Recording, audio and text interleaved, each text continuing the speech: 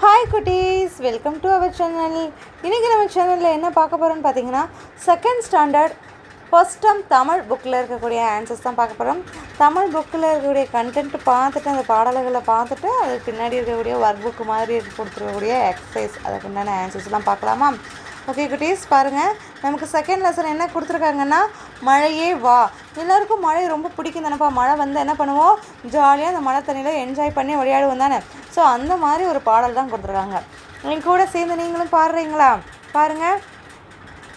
மழையே மழையே வா வா, மண்ணில் விளையாட வா, புழுதியான தெருவிலே புதிய மனம் கமழவா, தெருவில் வெள்ளம் பெருகவா, திரிந்து நாங்கள் ஆடவா, கரையில் நின்று கால்வாயில் கப்பல் விட்டு மகிழவா, ஏரி குளம் பொங்கவா, எங்கள் கிணறு நிரம்பவா, நீரை கையால் அள்ளியே நின்று நாங்கள் குளிக்கவா. இன்னொரு டைம் பாடலாமா? பாடுங்க.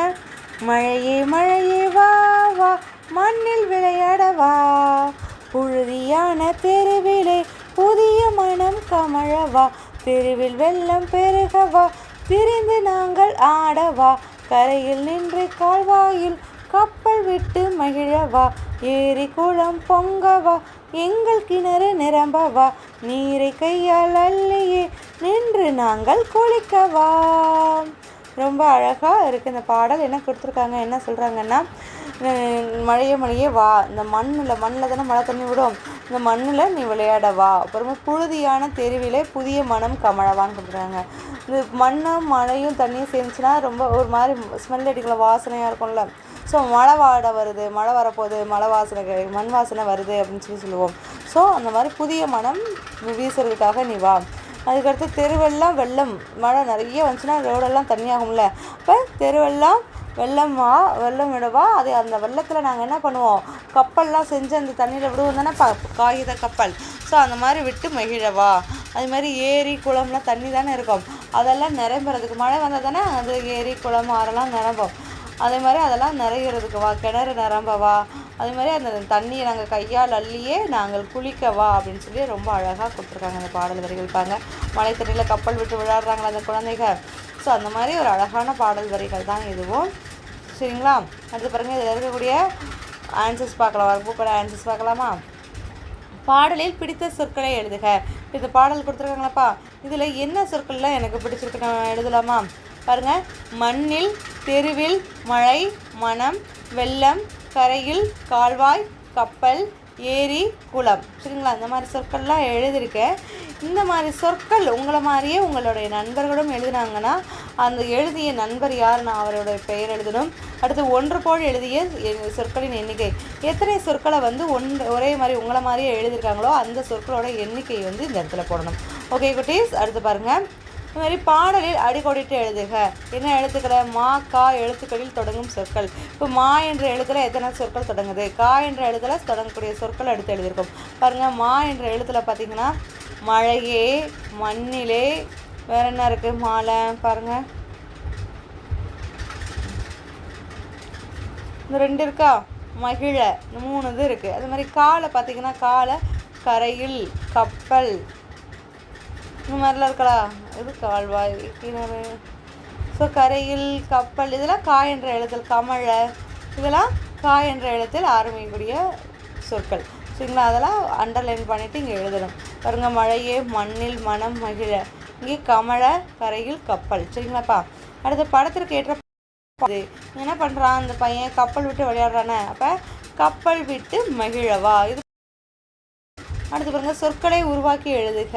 இங்கே பாருங்கள், கழுகு, விதை இருக்கா, இந்த முதல் எழுத்து இதில் இருக்கக்கூடிய இறுதி எழுத்தையும் எழுதோம்னா கதை அப்படின்னு சொல்லி வரும். அதே மாதிரி தான் ஒவ்வொரு இதுலையுமே நம்ம சொற்களை உருவாக்கி எழுத போகிறோம். பாருங்கள், மாங்காய், ஆடு அப்படின்னா மா, டூ இங்கே வந்து. இங்கே புல், எலினா பூ முதல் எழுத்து, லீ வந்து கடைசி எழுத்து, இப்போ புலி. இங்கே பூக்கள், பானை முதல் எழுத்து, நை வந்து இறுதி எழுத்து, இப்போ பூனை. அடுத்து பாருங்கள், மாலை முதல் எழுத்து மா, இறுதி எழுத்து இன், மான். இங்கே நண்டு, பொறி அப்படின்னா முதல் எழுத்து நா, இறுதி எழுத்து ரீ, நரி. சரிங்களாப்பா? அடுத்து பாருங்கள், இதை படித்து பார்க்கலாமா? அழகாக கடற்கரையில் பார்த்திங்கன்னா வட்ட நிலா வந்து பார்க்குறதுக்கு ரொம்ப அழகாக தெரியுதா? அது என்ன கொடுத்துருக்காங்க பாருங்கள்.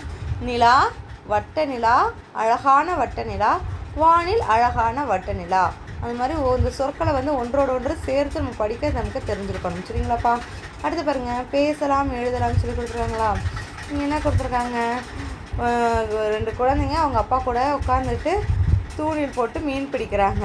அருகில் என்னென்னலாம் இருக்குது பாருங்கள். தண்ணியில் வந்து வாத்து, ஒரு கொக்கு இருக்குது, மீன் இருக்குது. இங்கே வந்து தூண்டில் போடுறாங்க. அந்த பையன் பூனை பக்கத்தில் உட்காந்துருக்கு. செடி கொடிகள்லாம் பக்கத்தில் இருக்குது. இங்கே தும்பி வருது. ஸோ இதெல்லாம் நம்ம எடுத்து எழுதணும், என்னென்னா அதெல்லாம் இருக்குது அப்படின்னு சொல்லிட்டு. பாருங்கள், பாலத்தில் தான் அவங்க உட்காந்துருக்காங்க. அப்புறம் மீன், பூனை, தூண்டில், ஆறு, வாத்து, கொக்கு, தென்னை மரம். பாருங்கள், தென்னை மரம் இருக்கா, இளநீர் இருக்குது, அப்போ தென்னை மரம். இதெல்லாம் அவங்க பக்கத்தில் இருக்கக்கூடிய பொருட்கள். அடுத்து பாருங்கள், படத்தில் உள்ளவற்றின் பெயர்களை டிக் செய்க. பாருங்க, கூடு இருக்குது, காகம் இருக்கான்னு கேட்டால் காகம் இல்லை, ஆனால் கூடு இருக்குது. சரிங்களா? ஓடம் இருக்கா, ஆந்தை இருக்கா அப்படின்னா ஓடம் கிடையாது, ஆந்தை இருக்குது. அப்புறம் கிளி இருக்கா, வானவில் இருக்கான்னா வானவில் தெரியலை, கிளி தான் நமக்கு தெரியுது. அப்புறம் குடை, மரம் இருக்கா அப்படின்னா மரம் தான் இருக்குது, குடை கிடையாது. கோழியா ஆடான்னு கேட்கும்போது கோழி இருக்குது பார்த்தீங்களா, கோழி இருக்கா, அப்போ கோழி தான் இருக்கா, ஆடு கிடையாது. அடுத்தவங்க ஒரு சொல்லை மாற்றி எழுதுக. அவங்க என்ன கொடுக்குறாங்கன்னா, முயல் ஓடியது பரிசு பெற்றது, நரி ஓடியது பரிசு பெற்றது. இப்போ இது இங்கே முதல் இருக்கக்கூடிய ஒரு சொல்லை மட்டும் மாற்றி எழுதலாமா? நான் என்ன எழுதிருக்கேன்னா, மான் ஓடியது பரிசு பெற்றது. இப்போ இந்த மாதிரி நீங்கள் உங்களுக்கு என்ன விலங்கினம் பிடிக்குதோ அந்த விலங்கோட பெயரை இங்கே எழுதி அது ஓடியது பரிசு பெற்றதுன்னு எழுதலாம். அடுத்து பாருங்கள், மழையும் நீங்களும் பேசுக, டிக் செய்க. மழை பெய்ஞ்சாங்க பாருங்கள், மழை பெய்யுது, இந்த குழந்தை ஜாலியாக மழையில் நனையுதா. இப்போ என்ன பண்ணுறான், சேஃபாக மழையில் நடந்து வரோம். உங்களுக்கு நீங்கள் எதெல்லாம் செய்வீங்க? மழையில் நனைவீங்களா, இல்லை கொடை பிடித்து மழையில் நடந்து வரீங்களா? அதை டிக் பண்ணோம். அதே மாதிரி இங்கே பாருங்கள், ரெயின் கோட் போட்டு மழையில் விளையாடுறாங்க. இங்கே தண்ணியில் கப்பல் விடுறாங்க. மழை பெஞ்சு வேடிக்கை பார்த்துட்டே உட்காந்துருக்காங்க. இங்கேயும் பெட்ஷீட், குளிரும்ல மழை பெஞ்சா பெட்ஷீட் போட்டு வேடிக்கை பார்த்துட்டு இங்கே உட்காந்துருக்காங்க. இங்கே ஜாலியாக மழையில் நனைகிறாங்க. ஆனால் மழை அங்கேயே அணிந்து மழையில் நனைந்து கொண்டிருக்காங்க. நீங்கள் என்னெல்லாம் செய்வீங்களோ அதை வந்து இந்த இடத்துல டிக் பண்ணுங்கள். ஓகே குட்டீஸ்? அடுத்து பாருங்கள், சொல்லி பழகு. பாருங்கள், சொல்லலாமா? நீங்கள் கூட சேர்ந்து நீங்களும் சொல்கிறீங்களா? வளைந்து செல்லும் ஆறு, வலையில் மீன்கள் 6. இப்போ வளைந்து செல்லும் ஆறு, வலையில் மீன்கள் எத்தனை? 6. அது மாதிரி சேற்றில் ஓடுது நண்டு, காற்றில் பறக்குது வண்டு. சரிங்களா? அடுத்து பாருங்கள், கற்றல் பயணம் சொல்லி கொடுத்துருக்காங்களா? ஸோ இதெல்லாம் நீங்கள் தெரிஞ்சுக்கணும். மழை மழைய வாவா அந்த பாட்டு இருக்குல்ல, அதை ராகமாக நீங்கள் போட்டு பாடணும். அதுக்கடுத்து பாருங்கள், நீங்கள் இதில் வந்து என்ன கற்றுக்கிட்டிங்கன்னா, ராகத்தில் பாடலை பாட முடியும் தானே. இப்போ நான் சொல்லி கொடுத்தது அந்த மாதிரி ராகமாக நீங்களும் பாடலை பாட முடியும்னா டிக் பண்ணிக்கோங்க. அப்புறம் படம் பார்த்து பேச முடியும். ஒரு படம் கொடுத்துருக்காங்க, அந்த படம் நிகழ்வில் என்னென்னலாம் இருக்கோ அதை பார்த்து நீங்கள் பேச முடியும்னா அதுக்கு டிக் பண்ணிக்கோங்க. பொருள் புரிந்த சொற்களை படிக்க முடியும். சொற்கள்லாம் நிறையா கொடுத்துருக்காங்க. இந்த மாதிரி சொற்கள்லாம் இருக்குல்ல. பொருள் புரிந்து வளைந்து செல்லும் ஆறு, ஆறு எப்படி செய்யணும்? வளைந்து தான் செல்லும். அது மாதிரி வலையில் மீன்கள் 6, வலையெல்லாம் மீன் போட்டக்கூடிய வலையில் மீன்கள் எத்தனை இருக்குது? 6 இருக்குது அப்படின்ட்டு. இப்போ அந்த சொற்களை வந்து நீங்கள் புரிந்து படிக்க முடியும், உங்களால் படிக்க தெரியும்னா அதுக்கு இந்த டிக் பண்ணிக்கோங்க. சரிங்களா குட்டீஸ்? ஓகே, இதோட நம்ம செகண்ட் லெசன் எல்லாமே பார்த்தாச்சு. இதில் உங்களுக்கு ஏதாவது டவுட்ஸ் இருந்துச்சுன்னா கமெண்ட் செக்ஷனில் கமெண்ட் பண்ணுங்கள். ஓகே குட்டீஸ், தேங்க்யூ.